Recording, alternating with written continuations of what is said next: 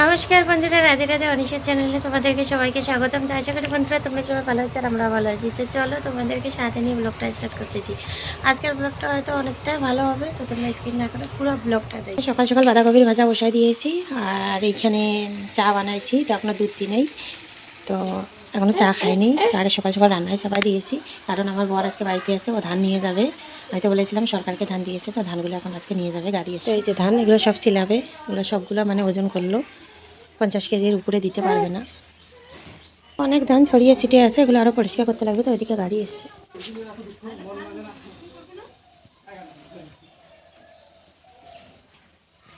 বন্ধুরা, এখানে শিবানী ভাত খাচ্ছে আর ও এখন বাড়ি চলে যাবে, কারণ ওর নাম ভর্তি আছে। তো কালকেও হয়ে গেছে, আজকে লাস্ট। তো আজকে সকাল সকালও খাওয়া দাওয়া করে বাড়ি চলে যাবে।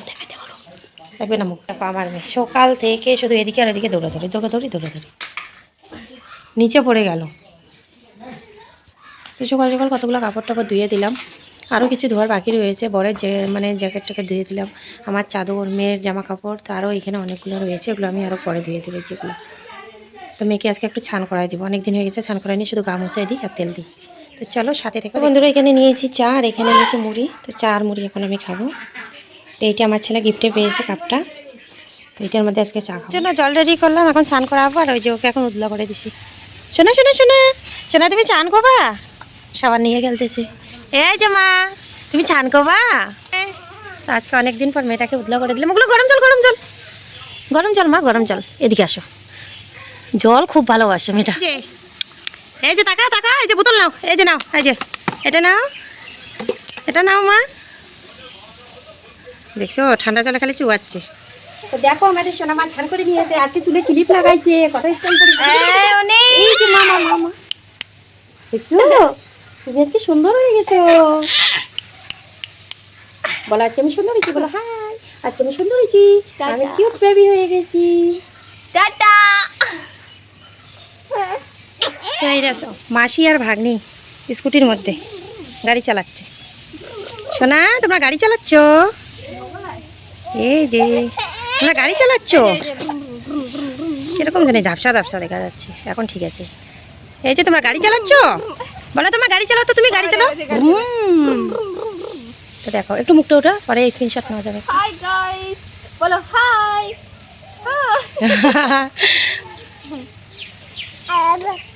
একটু এখান থেকে করি তাহলে। কার গাড়ি রে বাবা? তো বন্ধুরা, এখানে মেয়েকে ঘুম পাড়িয়ে দিলাম, এখন আমি যাব রান্নার কাছে। তো সত্যি কথা বলতে এখন মনটা খুবই খারাপ। তো মেয়েটাকে এখন ঘুম পাড়াইলাম, প্রায় 11:30 বেজে গেছে। এখন রান্না করে যাব, ভাত চড়া দিয়ে আবার এদিকে পুজোও দিব। তো বন্ধুরা, এখানে ভাত বসায় দিয়েছি আর এখন পুজোও দিতে যাব, কারণ 12টা বেজে গেছে। মেয়েটাকেও ঘুম পাড়াই দিলাম, মেয়েটাও এখন মানে ঘুম ওর পাতলা হয়ে গেছে। মানে আগে তো 2 বেলা করে ঘুমাইতো দিনে, আর এখন 1 বেলায় ঘুমায়। সত্যি কথা বলতে বন্ধুরা, আজকে না খুব মানে অশান্তি লাগতেছে। তো আজকে আমার বর বাড়িতেই ছিল, বাড়িতেই বলতে কি আজকে ওই যে বলছিলাম না সরকারকে ধান দিয়েছে, তো ধান ওইখানে মনে করো ধানের ওইখানে যাবে, তো চলে গেছেন। তো আজকে সত্যি কথা বলতে কি সকালবেলা একবার রান্না করেই নিয়েছি। শীতের বেলা এখন তো আর মনে করো ঠান্ডা ঠান্ডা খাওয়া যায় না, তো গরম গরমে খাইতে লাগে। তো আমার বরকে মনে করো খেতে টেতে দিলাম, তো দিলাম, খাইতে দিতে গিয়েই অশান্তি লাগলো। তার কারণে সকালবেলা আমি বাঁধাকপির ভাজি করেছি আলু দিয়ে, আর তোমাদের সে রাত্রিবেলা ডিমের ঝোল বানিয়েছি আলু দিয়ে, মটরশুঁটি দিয়ে, ওগুলো ছিল। আর আলু সিদ্ধ ভাত বানিয়েছি। তো আজকে একটু ভাতটা না একটু চাপা হয়ে গেছে, আমার বর কিন্তু চাপা ভাত খাইতে ভালোবাসে না। তো আজকে একটু ভাতটা একটু চাপা হয়ে গেছে। তো একটা দিন যদি একটু ভাতটা চাপা হয়, তাতে অসুবিধাটা কিসের? একটু তো ম্যানেজ করেও খাইতে পারে, তাই না? আমি মানে তাড়াতাড়ি ভাতটা গালাইতাম, কিন্তু ওই যে মেয়েটা না কোল থেকে নামতে চাচ্ছিল না। তো মনে করো এগুলো তো আগুনেই মনে করো জালটা, মানে আগুনেই তো ভাতটা সিদ্ধ হচ্ছে, তাই না? তো যার কারণে আর কি ভাতটা একটু বেশি একটু সিদ্ধ হয়েছে, বেশি বলতে অতটাও না হয়েছে। তো চাপা ভাত আমার বর খাইতে পারে না, তো ঠিক আছে, ভালো কথা, তুমি খেতে পারো না, তো একটু তো মনে করো ম্যানেজ করতে লাগে, নয়তো বলে বাচ্চা নিয়ে একটু হয়তো একটু বেশ কম হয়ে গেছে। একটা দিন শুধু একটা বেলা যদি একটু মনে করো কষ্ট করে খাওয়া যায়, তাহলে কিন্তু কোনো অসুবিধা হয় না। তার জন্য যদি একটু আমরা একটু ঝামেলা করি, মানে ভালো মুহূর্তগুলোতে যদি একটু খানিকের জন্য যদি মানে ইয়ে হয়ে যায় না, কীরকম লাগে। তো আমাকে একটু বকেছে, আর সত্যি কথা বলতে আমার খুব কান্না পেয়েছে, আমি আজকে সত্যি কথা বলতে কান্নাও করেছি। তো আমি এটা ভাবতেছি যে একজন নারী ছাড়া একজন সংসারকে কি সম্পূর্ণ করা যায়? আমি সকাল থেকে রাত অবধি কত কত পরিশ্রম করি, কত রকমের কাজ করতে লাগে, সব রকমের কাজ করে টোরে একটু অবসর পাই না, একটু বসার অবসর পাই না, একটু শোয়ার অবসর পাই না। তারপরেও যদি এত মানে একটু প্রশংসার জায়গায় যদি এত মানে গালি টালি শুনতে লাগে না, নিজ থেকেও খারাপ লাগে। সত্যি কথা বলতে গালি বলতে কি ওরকম গালি না একটু দিয়েছে তবুও তো খারাপ লাগে। আমি এত কষ্ট করে সকালবেলা উঠলাম, শীতের বেলা ঠান্ডার মধ্যে স্নান টান সেরে মনে করো রান্না টান্না চাপাইলাম, তো আমাকেও তো একটু বুঝতে লাগবে, আমিও তো একটা মানুষ, তাই না? কিন্তু আমার বর এমনি সব দিক দিয়ে ভালো, মানে ওর একটু যদি মানে ডিস্টার্ব হয়ে গেছে তো ওইটার জন্য একটু বকাবকি করে। তো আমি ছেড়ে দিয়েছি, কিন্তু তবুও আজকে না মনটা খুব খারাপ লাগতেছে। আরে আমাকেও তো একটু বোঝা উচিত না, আমিও তো একটা মানুষ। ঠিক আছে ভাতটা খুলে গেছে, একটু ভালোভাবে হতে বলা যায় না, তার জন্য কি বকতে লাগে?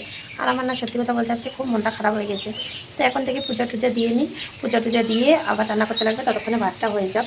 ভাতটা হওয়ার পরে তো আমার বড় এখন মনে করো চলে গেছে, যেখানে ধান দিচ্ছে ওখানে চলে গেছে।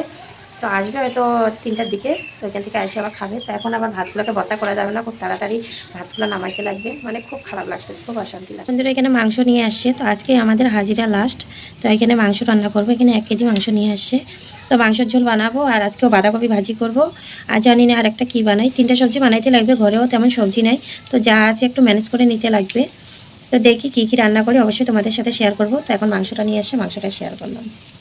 সংসারে কত রকমের কাজ থাকে, এই যে আমার বর সব এগুলো এলোমেলো করে দিয়ে চলে গেল, এগুলো এখন সব ঝাড়টা দিয়ে সবগুলো গুটায় গাটা রাখতে রাখবে। কিন্তু ওরা এইটা বুঝে না যে ও তো সারাদিনে কত রকমের কাজ করে, কত রকমের কাজ থাকে, বাইরে ভিতরে সব কিছু সামলায়, তারপরেও কেন আমি বকি? এই যে দেখো সবগুলো এলোমেলো হয়ে গেছে, এগুলোকে এখন সব কিছু ঠিকঠাক করে রাখতে লাগবে। আমাদের এখানে ডাল বসাইছি, আর ডালগুলো প্রায় হয়ে গেছে, আর ডালগুলো সোমবার দিব। ডালগুলো নামিয়ে অনেকটা বেলা হয়ে গেছে।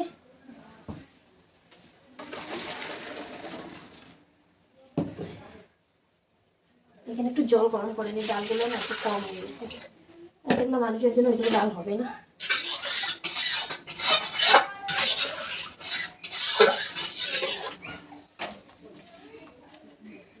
চুলার আগুন না দপদপায় জ্বলতেছে। আজকেও 2 জায়গায় রান্না বসায় দিয়েছি, এখানে গ্যাসের মধ্যে যে বাঁধাকপি আর আলু বসায় দিয়েছি আজকেও।